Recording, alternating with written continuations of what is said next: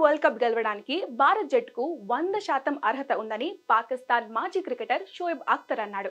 టీమిండియానే title గెలవాలని కోరుకుంటున్నట్లు తెలిపాడు. ఉపఖండలోనే ప్రపంచ కప్ ఉండాలని పేర్కొన్నాడు.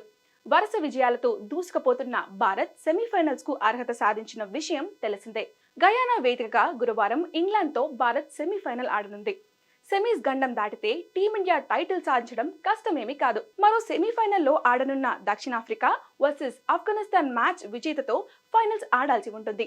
డిఫెండింగ్ ఛాంపియన్ ఇంగ్లాండ్ తో పోలిస్తే సౌత్ ఆఫ్రికా, ఆఫ్ఘనిస్తాన్లు ఎదుర్కోవడమే రోహిత్ సేనకు కాస్త ఉపశమనంగా ఉంటుంది. కాగా సూపర్ 8 స్టేజ్ లోనే ఆస్ట్రేలియాను భారత్ ఇంటికి పంపింది. వన్డే వరల్డ్ కప్ ఫైనల్ ఓటమికి బదులు తీర్చుకుంది. అయితే ఫైనల్ బాధలను దిగమింగి మరో మెగా టోర్నీలో పొట్టి కప్ లక్ష్యంగా బరిలోకి దిగి ఆస్ట్రేలియాను చిత్తుగా ఓడించిన టీమిండియాను షోయబ్ అఖ్తర్ కొనియాడాడు.